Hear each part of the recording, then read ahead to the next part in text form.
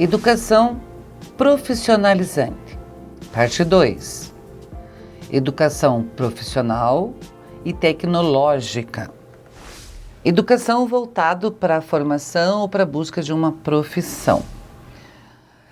Nós vivemos numa sociedade que tem o trabalho, as relações trabalhistas, o labor, o trabalho, enfim, como base. Então, você estuda, a ideia é que a gente estuda para estar formado para um trabalho. Quando você vai trabalhar, eles perguntam qual é a sua formação, e a ideia é que a gente está estudando para poder trabalhar, para poder assim sobreviver. Então, pessoas que não trabalham, não estudam, não são benquistas, bem vistas, ou são diferentes em nossa sociedade. E como o nosso objeto é a diversidade, a gente tem que ver isso.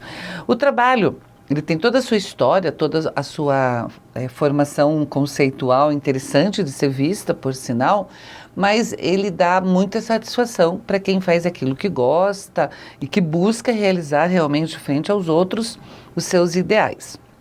A escola tem uma história muito interessante em relação a isso, porque assim como a sociedade havia uma divisão. A sociedade era dividida assim: quem trabalhava e quem estudava. Então, os nobres, vamos voltar lá para a Idade Média, por exemplo. Então, nós temos lá um feudo, um castelo, no qual o rei, a rainha, os religiosos, a nobreza, ficavam no seu castelo sem trabalhar. Eles não trabalhavam, efetivamente. Daí, o ócio deles, o tempo à toa deles, eles estudavam. Interessante isso, né? Tem, sei lá, pessoas com 20 anos, 30 anos que escreveram 4, 5, 10 livros, porque eles só faziam isso. O trabalho deles era estudar. Diferente do povo, né, que viviam nas margens do castelo, que faziam as produções e trabalhavam.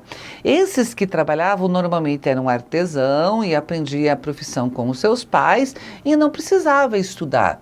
Para que eu vou aprender a ler e a escrever se eu vou criar galinhas, vou fazer sapatos, ou vou construir casas, ou qualquer coisa nesse sentido, né? Claro que principalmente depois da Revolução Francesa, essa visão começou a se transformar. As pessoas foram vistas como iguais e a ideia é que todos tenham uma formação básica se deu no sentido de buscar a igualdade. Porém, na nossa história houve uma divisão. Nós tínhamos uma formação propedêutica e uma formação para o trabalho. Isso aconteceu mais ou menos na década de 60, 70, a gente já vai ver direitinho, e eu lembro que era bem assim mesmo. Eu peguei essa fase. Então, ou você vai estudar para fazer vestibular e continuar a sua vida universitária, ou você vai estudar para ter uma profissão e não precisa fazer mais, né? Ensino médio tá bom. Então, tendo o ensino médio, segundo grau, na época, você já podia desenvolver uma profissão e isso estava bom. Porém, historicamente, isso mudou e transformou e chegou no que nós temos. Vejamos lá. Na colonização do Brasil, quem trabalhava, índios e escravos, foram os primeiros aprendizes de ofícios. E isso, pessoal, acontece conosco também. A gente está ensinando essas crianças para quê? Né? Para o belo? Para o respeito? Para as relações sociais ou só para a labuta, só para o trabalho? Em 1808, o Dom João VI cria um colégio das fábricas, então é uma escola voltada mesmo para a formação do trabalho. Em 1942 surge o Senai. Senai, Serviço Nacional de Aprendizagem Industrial. O que o Senai faz? Ele oferecia um ensino médio para as crianças, para os jovens, e no contraturno ensinava cursos profissionais para a indústria.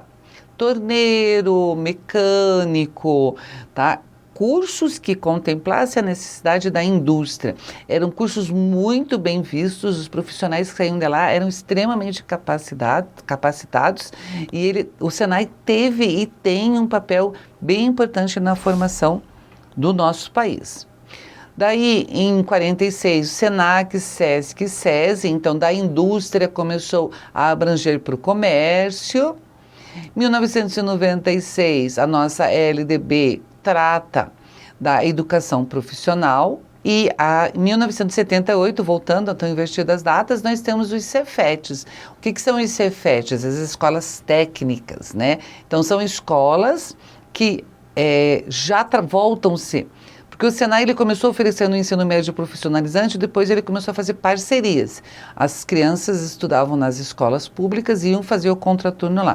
O Cefet voltou a juntar o ensino médio com um ensino profissionalizante, saindo de lá um aluno extremamente bem formado, bem capacitado a nível de ensino médio, de segundo grau na época. Não era um curso voltado para a universidade. Nós temos, então, algumas instituições nacionais, como o Senai, Senac, Senar, Sebrae, SESI. Atualmente o Sebrae está bastante em voga, porque é o quê? São instituições que oferecem para os profissionais formação própria para atuação no mercado de trabalho.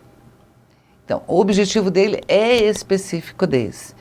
Então, eu tenho, por exemplo, lá eu gosto de costurar e acho legal, acho que vou montar uma empresa para mim, vou começar a costurar por fora, mas eu preciso bases de administração, de cálculo, de controle, de economia, de relações sociais, né? E técnicas de costura, de venda, de compra, de mercado, enfim. E esses cursos, eles me oferecem essa formação profissional.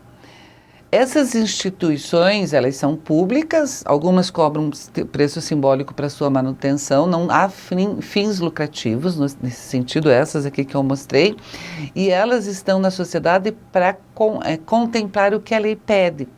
Elas são determinações legais e elas devem ser expandidas, elas não existem em todo o país, tem em todas as capitais, tem em todos os estados, mas em algumas regiões elas são carentes. E elas devem ser realmente procuradas, daí as escolas itinerantes, escolas em ônibus, né? Essas coisas que possibilitam o acesso para todas as populações e as diversidades. Isso é colocado legalmente, isso existe, tem que ser procurado e tem que ser usado por todos nós.